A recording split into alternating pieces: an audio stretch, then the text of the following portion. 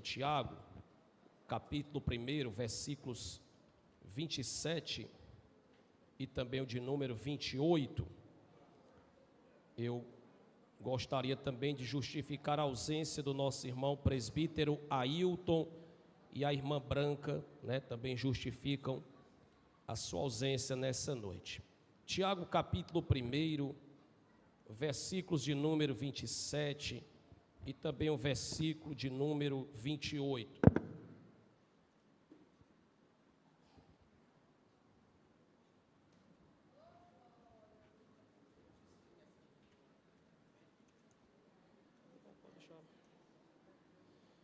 Quem encontrou o texto, diga amém.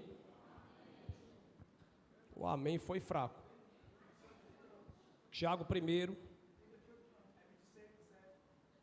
26 e 27, pronto, perdão. Tiago 1, versículos 26 e 27. Pronto, exatamente. Não tem o versículo 28, meus irmãos? Os irmãos não iam encontrar nunca, 26 e 27. Louvado seja Deus. O irmão Laércio está atento, viu? Quem encontrou, diga amém.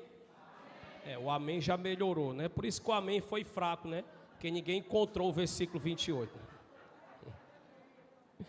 Diz assim a palavra de Deus: se alguém entre vós cuida ser religioso e não refreia a sua língua, antes engana o seu coração, a religião desse é vã. A religião pura e imaculada para com Deus o Pai é esta: visitar os órfãos e as viúvas nas suas tribulações e guardar-se da corrupção do mundo. Eu queria que você fechasse os seus olhos. Eu quero fazer uma oração ainda nesse momento, antes de ministrar a palavra de Deus. Senhor nosso Deus e nosso Pai, nós queremos te louvar e te bendizer pela tua palavra. Pai, nós queremos nesse momento ouvir a tua voz. O nosso coração está aberto, Senhor, a nossa alma está sedenta.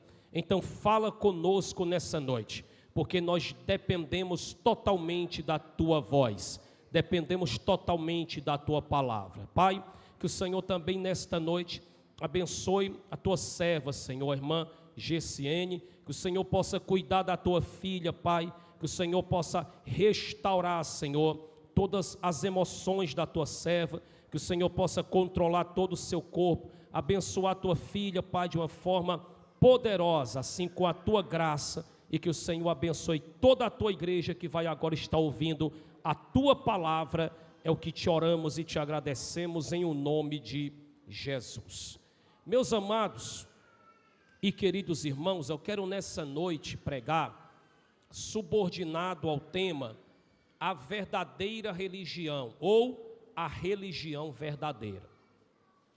Tiago, ele deixa muito claro aqui algumas características da verdadeira religião, ou da religião verdadeira.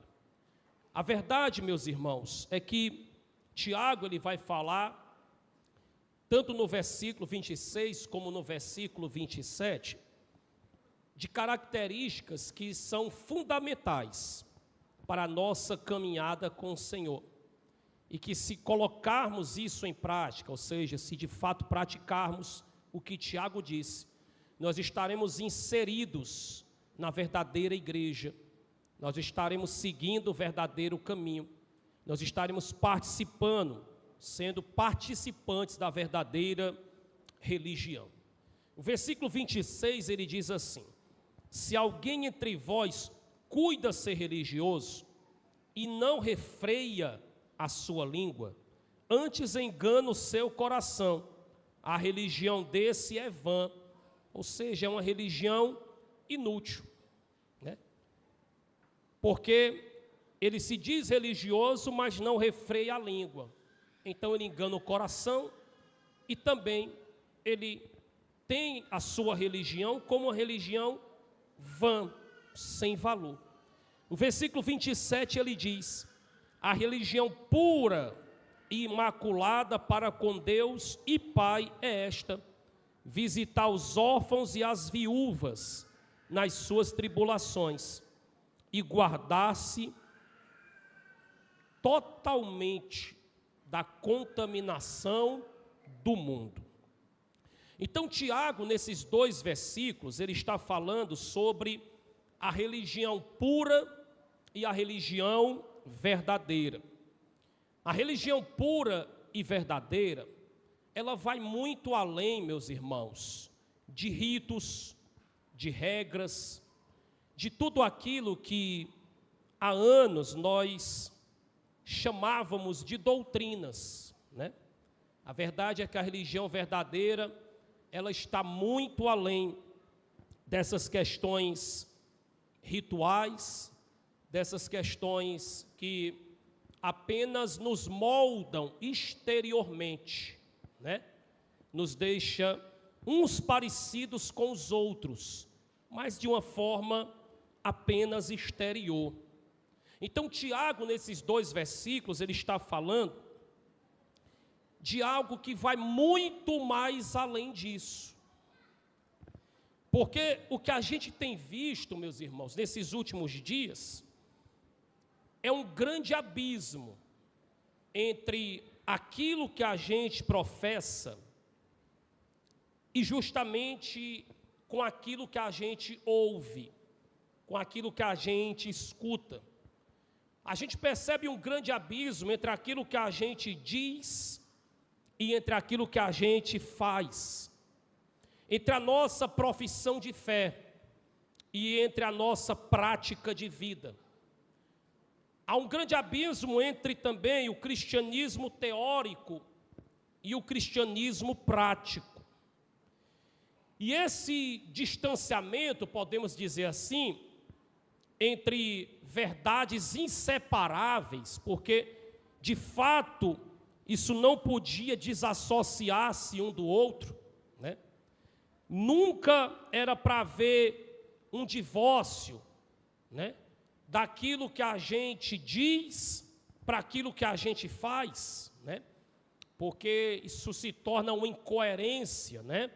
Aquilo que a gente faz precisa estar coerente com aquilo que a gente diz. São coisas inseparáveis. Então, esse distanciamento dessas verdades inseparáveis, essa falta de consistência, essa falta de coerência, ela dá luz a uma religião, por exemplo, esquizofrênica, uma religião fraca, uma religião doente.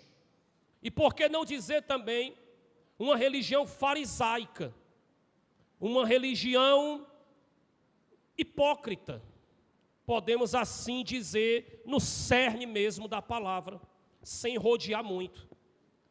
Então, ensinar algo, ou pelo menos professar algo, porque quando eu uso a expressão ensinar, aqueles que não têm acesso ao microfone para ensinar, eles podem achar que eles não fazem parte dessa palavra.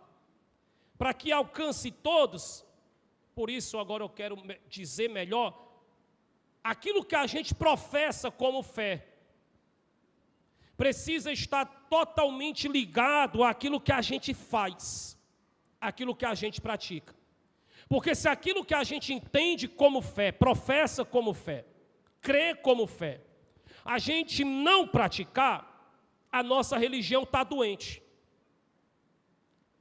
A nossa religião, ela também é uma religião hipócrita. Então, Tiago, ele tenta abrir os nossos olhos quanto a essa necessidade da gente fazer aquilo que a gente professa. A verdade, meus irmãos, é que Tiago, ele é um homem de mente lógica e, ao mesmo tempo, um homem de uma mente muito prática. Quem acompanhou as doutrinas aqui no livro de Tiago, percebe que Tiago não rodeia muito. Tiago, ele vai muito ao ponto. Então, Tiago, ele aponta para o sério risco de viver uma religião descomprometida. A espécie de uma religião mística, uma religião teórica, uma religião sem praticidade. Porque não basta, meus irmãos, um ritual bonito. Não basta uma liturgia atraente. Porque um ritual bonito, por exemplo, a nossa Assembleia de Deus tem. E muitas outras denominações também têm. Mas isso não é o suficiente. Não basta um ritual bonito, todo organizadozinho, né? As coisas tudo se encaixando, acontecendo já no seu devido lugar, no seu devido horário, né? Porque tem gente que consegue organizar o culto até determinando horário. E às vezes as coisas acontecem dentro daqueles horários mesmo, exatamente no horário. A pessoa que vai cantar sobe no horário, canta até o determinado horário, aí vem o outro que vai fazer uma oração naquele horário que está lá no papel, tudo bem direitinho, e aquela comunidade cristã vai acompanhando tudo nos mínimos detalhes, mas não é o suficiente. Então não basta um ritual bonito, uma liturgia atraente, a espécie de uma exterioridade que é irretocável, porque tem culto que o que ele transmite no exterior, a gente busca um defeito e não encontra. Mas isso também não é o suficiente. Mas por quê, pastor? Porque junto a isso tudo, eu não estou dizendo que o culto não é para ser organizado, é para ser organizado mesmo. Se tem uma coisa que Deus detesta é bagunça. Deus não pactua com a bagunça. É por isso que ele diz assim, Paulo, organiza a igreja de Corinto. Por causa da bagunça, esse culto não chega aqui. Está muito bagunçado o negócio. Então, de fato, meus irmãos, o nosso Deus é organizado. E essa vida organizada ou bagunçada diz muito sobre nós. Isso não faz parte da doutrina. Talvez em outra oportunidade eu fale mais um pouco sobre isso. Mas ser organizado ou ser bagunceiro reflete muito sobre a nossa vida. E a gente acha que isso não tem nenhum êxito no mundo espiritual. Tem tudo a ver. Mas fica para uma oportunidade futura. Então o nosso Deus, ele é um Deus organizado. Então o culto precisa ser um culto organizado. O ritual precisa ser bonito, a liturgia precisa ser atraente. Exteriormente, a gente tem que olhar e se orgulhar do ambiente que a gente está. Se for necessário, aplaudir, porque está muito bem organizado. Mas junto a isso tudo, na liturgia precisa haver vida. Porque se não tem vida, tudo é vão. Não passa de uma mera religiosidade. Então no culto é preciso haver vida. Não basta ser atraente, não basta ser bonito, não basta ser organizado.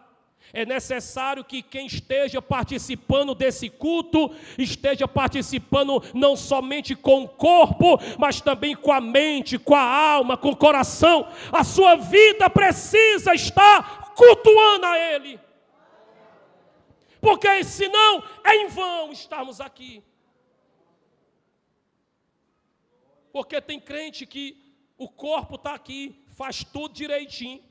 Se for botar a mão para cá, ele bota. Se for botar a mão para lá, ele bota. Se for requebrar para a direita, ele requebra. Se for requebrar, Assembleia de Deus, graças a Deus, não tem muito isso, né? Mas a gente vê umas igrejas que requebra para lá e para cá. Só você vê aí na rede social, é só o que tem. E os crentes acompanham tudo bem direitinho, né? Mas se não tiver vida, meus irmãos, é vão. Porque às vezes o corpo está ali, mas a mente está muito longe. Às vezes o corpo está ali, mas o coração está muito distante. Ora, você acha que um coração que não consegue perdoar é um coração que está cultuando a Deus? Tá não, meus irmãos. Mas o corpo está ali, bem bonitinho, todo arrumadinho. Se for um obreiro, está lá o paletó e a gravata. Mas e o coração está onde? A mente está onde? A vida está onde? Porque tem irmãos que parece que ele só bate, parece que ele vem aqui como quem bate o ponto. Ele não vê a hora de terminar. Principalmente se for num dia de jogo. Ele não vê a hora de chegar em casa e assistir o futebol. Ai do pastor se o pastor passar o horário do culto e emendar com o horário do jogo. Porque ele perder 5 minutos do jogo, fala muito na vida dele. Você acha que esse crente cultuou a Deus com a vida? Cultuou não, meus irmãos. Porque quando a gente está na presença de Deus, por mais organizado que o culto precise ser, a gente não tem pressa para sair. A gente não está pensando no que vai acontecer depois daqui. A gente não está preocupado com Flamengo, São Paulo, Corinthians. A gente está preocupado em cultuar o Senhor. Eu não vou nem dizer daqueles crentes que no dia de jogo nem para o culto vêm. E eu não vou nem mencionar aqueles que no dia do culto falta o culto para ir para o estádio. E não é poucos não, é muitos. Mas eu acho que aqui no Arpoador não tem. É o culto acontecendo e ele lá no Castelão. E por pior, tem uns que é lá na Cearamô ou é na TUF. Pelo amor de Jesus. Aí você acha que um camarada desse, meu irmão, uma pessoa dessa, ela está aqui cultuando a Deus. É muito mais sério do que o que a gente pensa. O problema é que há poucos anos atrás, praticamente tudo era proibido para nós. De um tempo para cá, tudo está permitido. Nós saímos do 8 para o 80, nós saímos de um extremo para outro. E louvamos a Deus pela vida dos crentes sadios.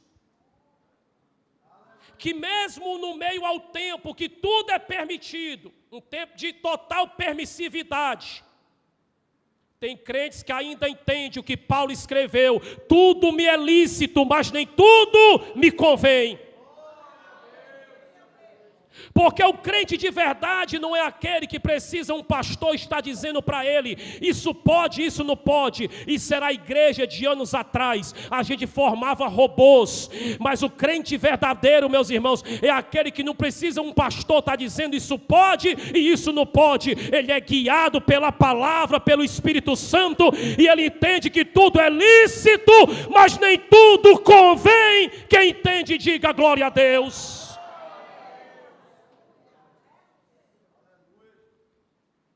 Então Tiago está falando da verdadeira religião. E Tiago ele prossegue, meus irmãos. Porque se a vida não estiver aqui, não há culto.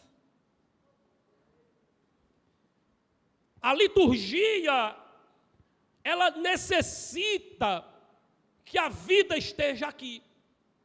Pastor, mas o que é liturgia? Liturgia é tudo que fazemos no decorrer do culto para o Senhor. Os louvores faz parte da liturgia. A oração faz parte da liturgia. A leitura da palavra no início do culto faz parte da liturgia. O ofertório faz parte da liturgia. Ofertório é bíblico, faz parte do culto, tanto da igreja do Antigo Testamento como da igreja do Novo Testamento. Então o ofertório faz parte do culto. E a pregação, o ensino também faz parte do culto, faz parte da liturgia. Então tudo que fazemos para o Senhor precisa ser com a vida. É por isso, meus irmãos, que o culto a Deus é justamente a celebração da liturgia da vida ao Senhor. Porque é um momento litúrgico, a gente celebra o Senhor, mas a gente celebra com a vida. Eu gostaria de deixar uma pergunta aqui para os irmãos. Somos verdadeiros cristãos? Sim ou não? Não precisa você me responder.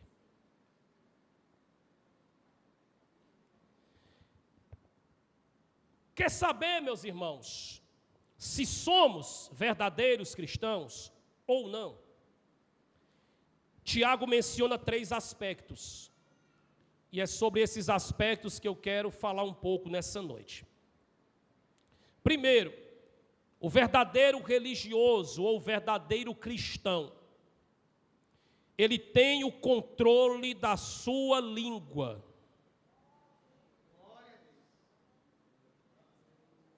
Pastor, o senhor vai falar da língua de novo? Pois é, eu vou falar de novo.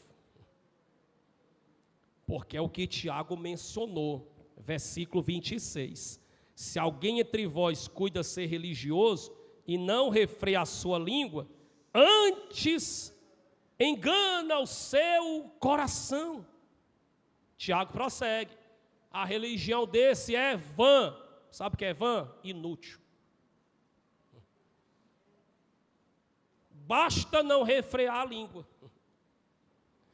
Então, meus irmãos, o Tiago, ele alerta para o perigo de um temperamento doente e explosivo, e de uma língua que é solta. A gente precisa amarrar mais a língua. Você conhece alguém que tem a língua solta? Graças a Deus, no nosso meio não tem. Em Mateus 5:22, Jesus fala da pessoa que nutre raiva. E essa pessoa nutre raiva ao ponto de ofender ao seu próximo. Mateus capítulo 5, versículo de número 22. Tem gente assim, meus irmãos. E ainda diz assim: pastor, eu sou assim mesmo, eu não levo desaforo para casa. Aí é? Pois continue assim, que o céu que está ali esperando deve ser o da boca da onça. Continue sendo explosivo, sem levar desaforo para casa, para ver se você se encontra com o Senhor, para passar a eternidade com Ele. Que crente é você, meu irmão? Que não suporta algo?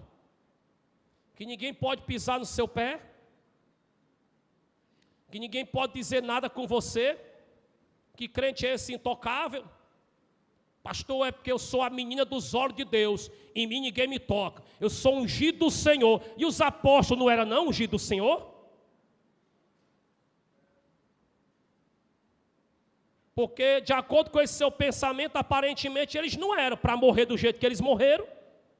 Parece que o Senhor virou as costas para todos eles, abandonou eles e disse: eu lá quero saber de vocês, porque foi uma morte mais trágica do que a outra. Não era ungido do Senhor, não? Então a gente tem visto cada coisa, meus irmãos. Nesses últimos dias, tem crente que por qualquer motivo, mas é por qualquer motivo mesmo, ele faz confusão. Por qualquer motivo ele discute, ele grita, ele xinga com palavrão. Eu estou no meu direito. Pois é, tem crente que até palavrão fala. E depois que veio à tona, né, uma certa situação, aí tem crente dizendo assim: se o fulano fala palavrão, imagine eu. Meu irmão, aquela situação ali é uma vergonha para nós. Se orgulhe daquilo não. Não se sinta representado por aquilo não. Inclusive já houve até um pedido de perdão, né? Dali nem orgulho para nós não, meus irmãos. Não é forma de se expressar e de falar não. O crente tem uma forma de falar e de se expressar diferente. Então a gente precisa entender, meu irmão, irmãos, para que céu a gente está querendo ir. Qual é o Cristo que realmente a gente serve?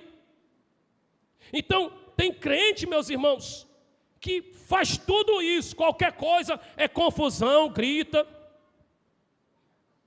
Chama o gerente aí, eu quero falar com o gerente. Quem é o gerente desse negócio aqui? Ele bate logo na mesa assim. Quem é um gerente aqui desse barraco? Dentro do restaurante. Chame ele aí, eu quero falar com ele. Eu estou no meu direito. Você olha assim, é crente mesmo.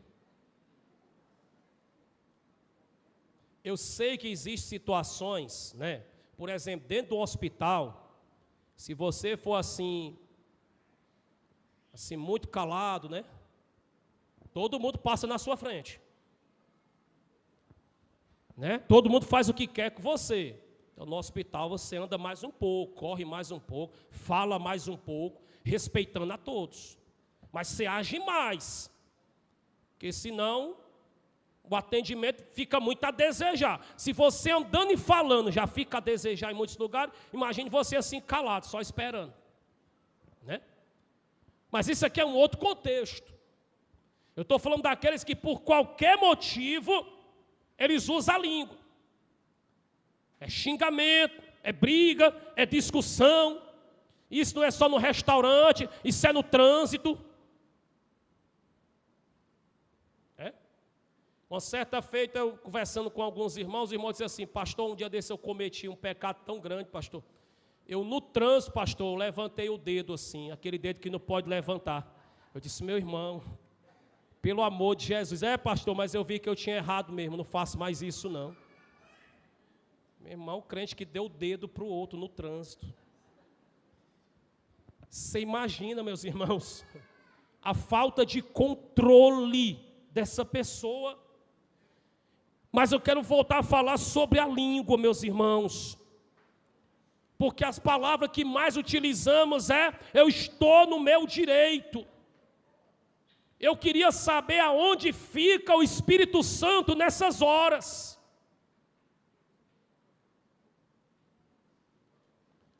E como fica o Espírito Santo nessas horas? Mateus 12, versículo 36 e 37 diz: mas eu lhes digo que no dia do juízo, os homens haverão de dar conta de toda palavra ociosa que disseram, porque por tuas palavras serás justificado e por tuas palavras serás condenado. Isso é Bíblia, meus irmãos. Tiago, talvez, eu tenho quase certeza que ele foi o que mais falou sobre a língua. Inclusive aqui na sua epístola, ele faz 7 comparações da língua. Não tem como eu trabalhar todas elas, mas só para vocês entenderem. Primeiro, Tiago compara a língua com um cavalo sem freio. Segundo, Tiago compara a língua com um navio sem leme, que pode se chocar com as rochas a qualquer momento. Terceiro, Tiago compara a língua com uma fagulha que incendeia uma floresta. Quarto, Tiago compara a língua com uma fonte contaminada. 5, Tiago compara a língua com uma árvore que produz frutos venenosos. 6, Tiago compara a língua com um mundo de iniquidade. 7, Tiago compara a língua com uma fera indomável. Tiago fala sobre o poder da língua, daquilo que a língua é capaz.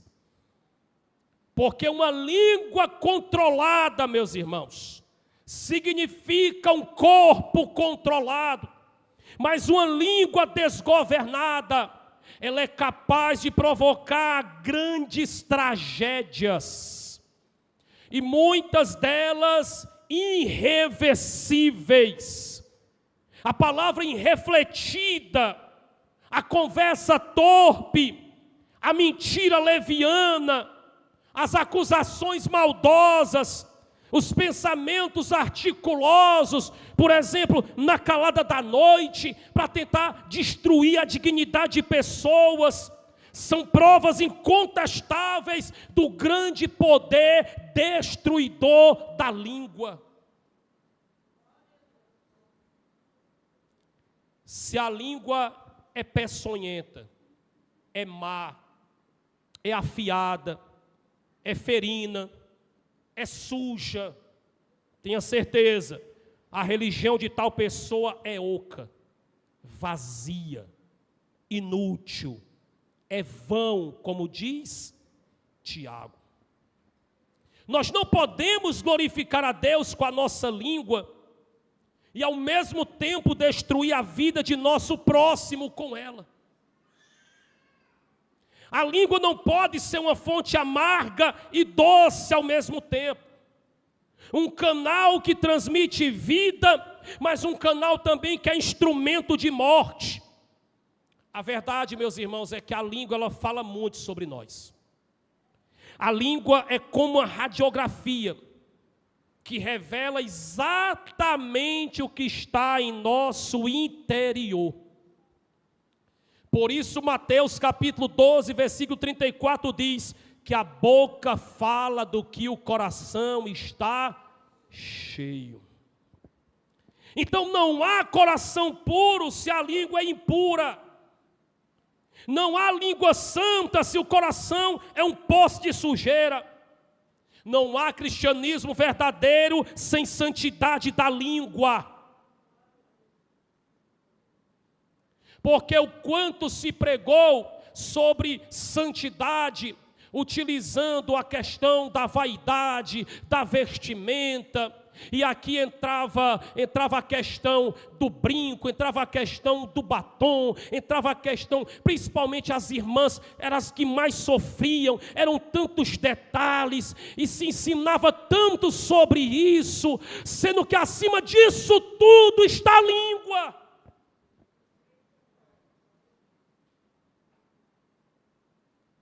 Porque o que Tiago fala aqui é sobre o controle da língua. E o quanto a língua pode danificar, prejudicar a vida de alguém e a vida de pessoas.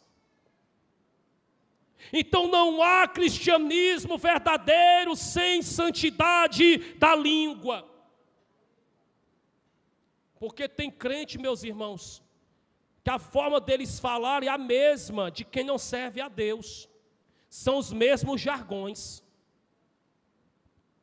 É a mesma forma de se comunicar. São as mesmas palavras que ele utiliza. E a gente fica assim observando, mas como é que pode?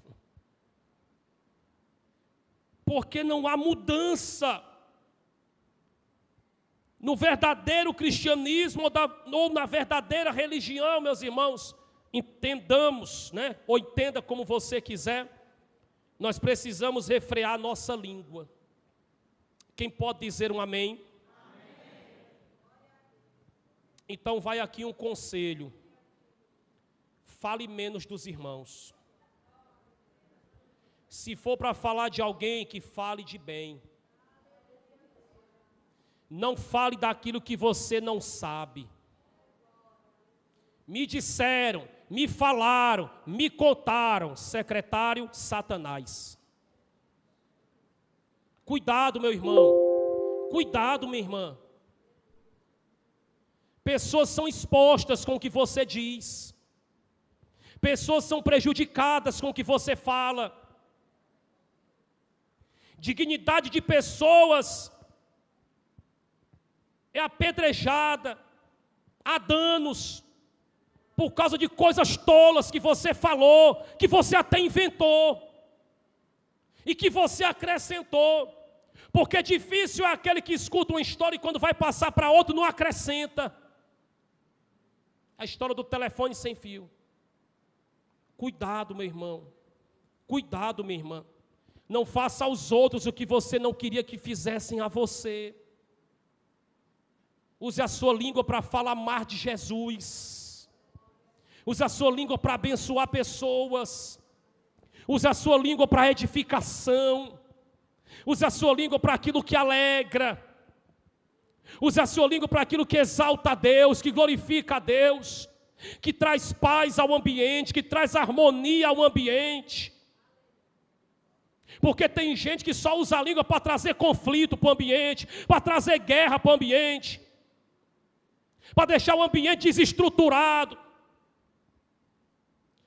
para as pessoas não terem mais credibilidade no pastor, na liderança, porque tem gente que vive só assim, só fermentando. São servos de Satanás, trabalham para o inferno. Não se associe com essas pessoas, não abra sua porta para essas pessoas, não convide essas pessoas para a sua mesa, não comungue com elas, porque elas não comungam com o céu. Pode até estar bem bonitinho, bem bonitinha, se veste como crente, vem à igreja dos crentes, usa a Bíblia dos crentes, mas não é crente. A língua só destrói. Então, de fato, meus irmãos, Tiago nos exorta quanto a isso, a importância da gente refrear a nossa língua. Quem está entendendo, diga amém. Eu vou deixar os irmãos respirar um pouco, né? Mas em segundo lugar, meus irmãos, o verdadeiro religioso, ele tem uma vida santa. Versículo 27, parte B. Eu vou finalizar com a parte A, vou só fazer aqui uma troca, né? Primeiramente eu vou trazer a parte B e finalizo com a parte A do versículo 27. A parte B diz assim: e guardasse da corrupção do mundo. Então, o verdadeiro cristão, a verdadeira religião, ela respira santidade. Ela aponta para uma vida para Deus. A religião verdadeira, meus irmãos, não se trata de um simples ritual ou até uma encenação, mas é ter justamente uma vida separada para o Senhor. Uma vida íntegra na presença de Deus. É guardar-se da contaminação do mundo, ou seja, do sistema de valores pervertidos, corruptos, sujos, imorais, que esse mundo tem apresentado. Então, ser um cristão verdadeiro, ou ser participante da verdadeira religião, é inconformar-se com os conformismos deste mundo. Paulo deixou muito claro: e não vos conformeis com este mundo. Mas tem gente se conformando, tem crente se conformando, principalmente por causa do tal politicamente correto. Eu estou preocupado com o politicamente correto, meu. Porque tem pessoas se corrompendo para não perder likes, para não perder seguidores. Meus irmãos, o seu compromisso maior é com Cristo. Então a gente não pode se conformar com este mundo. Infelizmente há muitos pastores, há muitos líderes, há muitos obreiros, há muitas igrejas se conformando com os valores pervertidos deste mundo, cedendo e os aceitando por causa da opinião pública, por causa do que vão pensar. Entenda uma coisa, meu irmão, você quer ser crente mesmo, você vai andar na contramão do mundo. Porque é impossível ser crente e andar de mãos dadas com o mundo. Não dá, é dois extremos. É direita e esquerda, é norte e sul, é alto e baixo. Não se associa, não pactua, estão distante, há um abismo que os separa. Não dá para ser amigo de Deus e ao mesmo tempo ser amigo do mundo. Não dá, meus irmãos. Quem está dizendo não é o pastor Sérgio Agrela, quem diz é a palavra de Deus. Então é impossível, meus irmãos, a igreja de fato ela anda totalmente na contramão do mundo. É bem verdade que o mundo é algo atraente. Satanás, ele costuma armar um cenário encantador para nos atrair. E se tem uma coisa que Satanás entende, é de encanto. Chega, os olhos de quem olha, brilha. Mas João 5,19 diz que o mundo jaz no maligno. 1 João capítulo 2, versículos 15 a 17 diz: não ameis o mundo, nem o que no mundo há. Se alguém ama o mundo, o amor do Pai não está nele. Porque tudo que há no mundo, a concupiscência da carne, a concupiscência dos olhos e a soberba da vida, não é do Pai, mas do mundo. E o mundo passa, e a sua concupiscência, mas aquele que faz a vontade de Deus permanece para sempre. Essa é a igreja verdadeira, a que anda em santidade, a que não pactua com o mundo, a que não se associa com o mundo. Hoje nós vivemos, meus irmãos, muito parecido com a época que Tiago escreve essa carta, em algumas características, né? Acho que foi na primeira doutrina aqui, quando iniciamos esse livro, eu trouxe aqui algumas características da época de Tiago, né? Eu enumerei aqui, se eu não me engano, foram 12. E todas elas a igreja concordou, todas elas a gente tem passado hoje. Não tinha nenhuma que a gente estava fora, que está fora do contexto atual. Todas elas, até eu disse assim no dia, parece que Tiago escreveu foi para nós hoje. Mas ele estava escrevendo para aquela época. Mas é porque estamos vivendo as mesmas coisas. Então, uma das principais características negativas daquela sociedade pervertida da época de Tiago, é que caracterizava-se uma total imoralidade, né? Havia um destroço na moralidade, né? E entendamos, meus irmãos, que o contexto de hoje, ele está muito similar. Então, a gente hoje tem um grande perigo exposto diante de nós. Por isso que a gente precisa redobrar a atenção. Há um perigo, meus irmãos, da contaminação com o mundo por meio de algumas de suas diversões.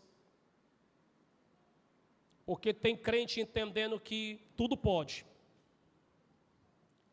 Mas há também um perigo de contaminação através de alguns escritos, tipo revistas, livros.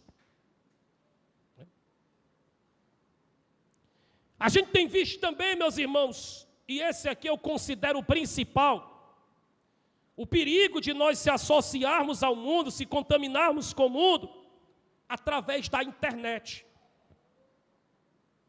Esse aqui tem sido a principal via que Satanás tem se utilizado. Então Tiago está dizendo que devemos nos manter livres de tudo isso e que não devemos ser contaminados com tais coisas. Nós não podemos nos conformar com o mundo para sermos condenados com ele. Nós um dia fomos do mundo, ou seja, nós éramos do mundo, mas fomos tirados do mundo e separados para Deus.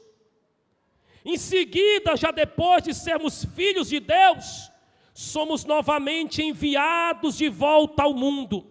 Não para imitarmos o mundo, não para cobiçarmos o mundo, mas para sermos o sal e a luz deste mundo, para representarmos o Cristo que salva diante dessa sociedade pervertida e contaminada. Quem entende essa palavra, diga amém. Nós estamos no mundo, mas nós não somos do mundo. Agora, meus irmãos, eu não estou dizendo aqui com essas palavras que você agora vai ficar trancado dentro da sua casa Você não pode ter contato nem com o seu vizinho que não é crente, porque ele é do mundo. Porque tem crente assim, que ele entende as coisas erradas, né? Então ele acha que santidade é isso, é não falar com o descrente, né? Então ele está lá na empresa, ele nem fala com o descrente, por quê? Para não se contaminar. Pelo amor de Jesus, meu irmão, que crente é você? Você é tão fraco assim que não pode nem falar com o descrente? Você tem que ser luz para ele. Como é que você vai ganhar ele se você não consegue nem falar com ele? Não estou dizendo isso não, meus irmãos. A gente só não pode fazer o que eles fazem. Mas a gente precisa ter contato com eles, até porque a gente está no mundo. Né? Inclusive, meus irmãos, a irmã Kátia, eu vou dar um exemplo aqui dela. Eu lembro-me ainda do seu primeiro emprego, eu indo com ela deixando o currículo. E ela foi chamada para fazer uma entrevista ali em uma determinada livraria evangélica, né? E por questão de ética não há necessidade de citar o nome. E aí ela saiu frustrada porque ela não foi aprovada. E ela dizia assim para mim: Sérgio, eu queria tanto ter sido aprovado. Eu ia trabalhar só no meio de crente. Deve ser muito bom. Só gente crente na empresa. E ela ficou frustrada por muito tempo. E ela conseguiu seu primeiro emprego na época em um local de muita perversão, em um local de muita promiscuidade, em um local que ela contava nos dedos quem era crente.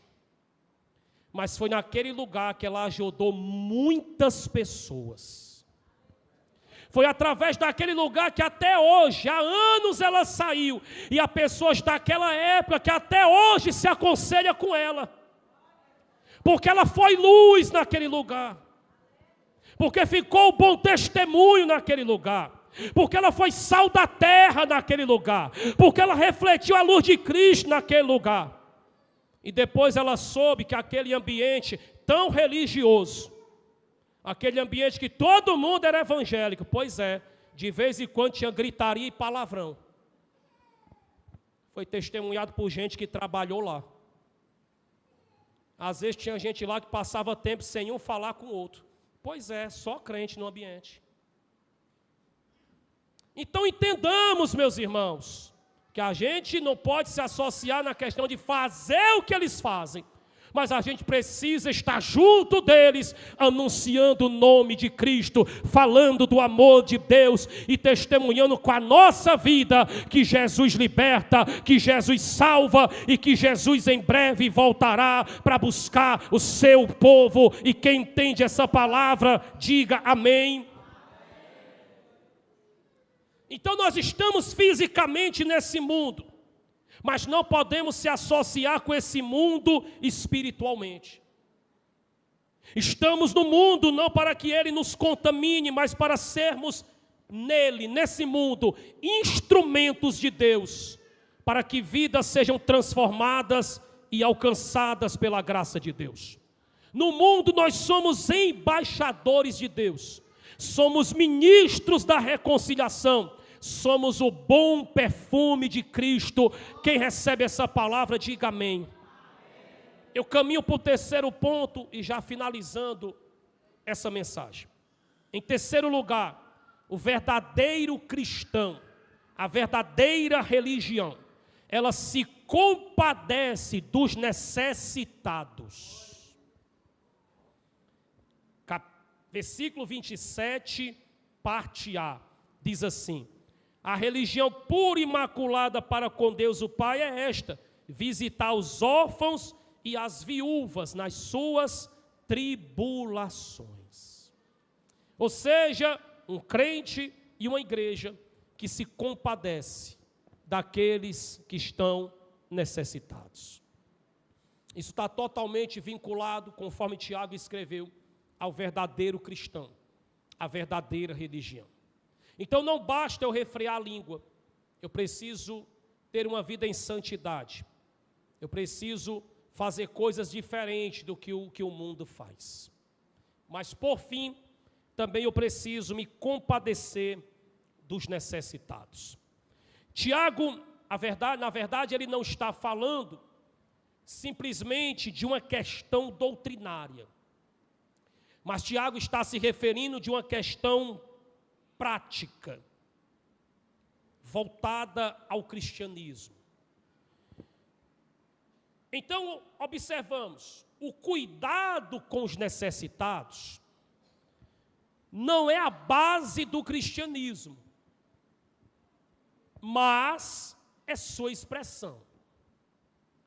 Nós não temos como base o cuidar dos necessitados. A gente não está, a gente não olha para esse trabalho da igreja como uma coluna da igreja. Então não faz parte da questão doutrinária, podemos dizer assim, mas é uma expressão.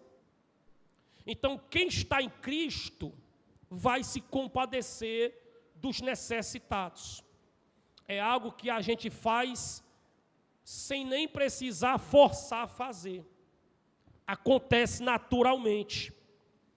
Porque a coluna da igreja, de fato, a base doutrinária da igreja é a fé na morte expiatória de Cristo e sua gloriosa ressurreição. Então, a base da salvação não é o que eu faço pelo próximo, é eu ter uma fé única e exclusiva na pessoa de Cristo. Ora, o ladrão que está à direita de Cristo na cruz, qual necessitado ele ajudou? Qual bem ele fez? Mas ele entrou no céu e foi o suficiente por causa da sua fé em Cristo. Então isso é a base, é o pilar do cristianismo. A fé na morte expiatória de Cristo e, por seguinte, na sua gloriosa ressurreição. Mas, meus irmãos, visitar os órfãos e as viúvas nas suas aflições, ou seja, os necessitados, não pode ser visto também como uma espécie de uma cortesia. Ou até, para alguns, que assim alguns pensam, um desencargo de consciência. De fato, isso não pode ser visto, enxergado por nós dessa forma. Precisa de fato esse cuidado ser tratado como uma espécie de um socorro, vinculado a uma empatia, de compaixão manifestada, na ajuda e no suprimento das necessidades reais, daqueles que carecem e sofrem. Basta você olhar ali para a parábola do bom samaritano, que eu tive expondo no mês passado, e também, agora, domingo passado, nosso irmão diácono Júlio César tratou um pouco a respeito daquela parábola. Então, sendo assim, meus irmãos, nós constatamos que o verdadeiro religioso, ele não é egocêntrico, ele não pensa só em si, ele não é narcisista, porque a gente tem visto uma geração narcisista. Ele não vive só para si, ele não vive olhando apenas para si,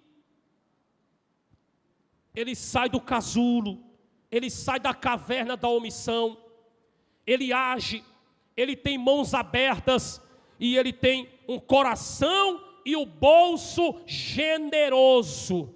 Quem entende, diga amém.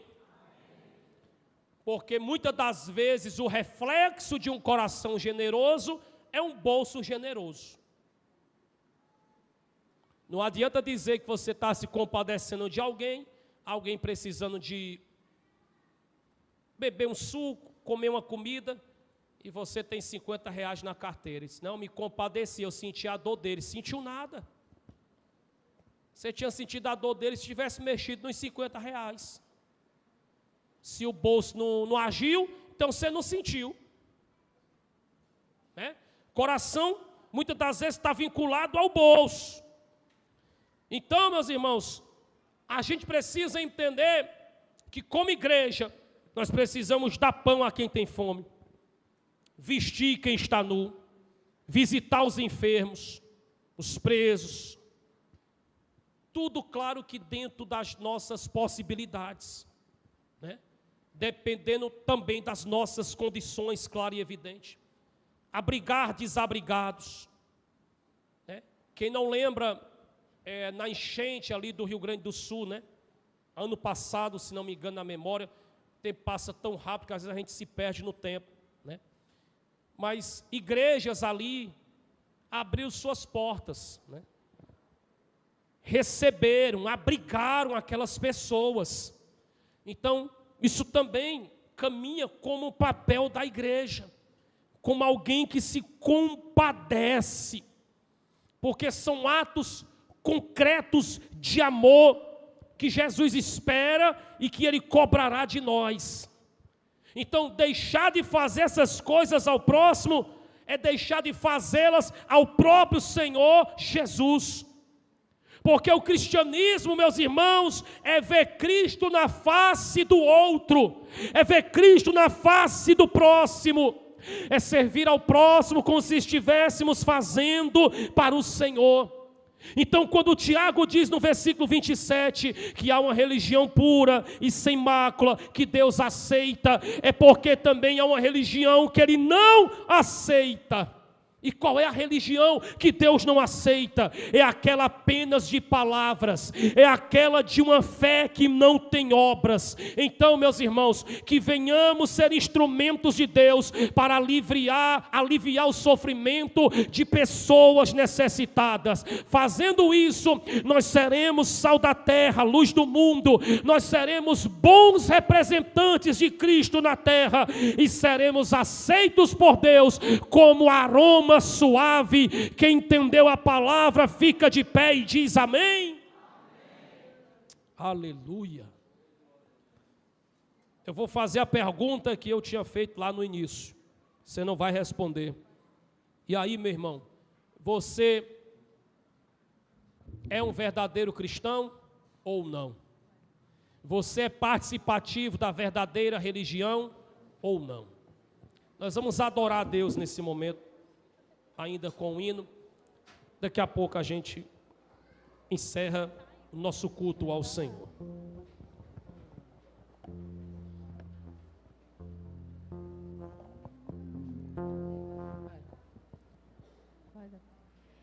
Eu me rasgo por inteiro e faço tudo, mas vem nós.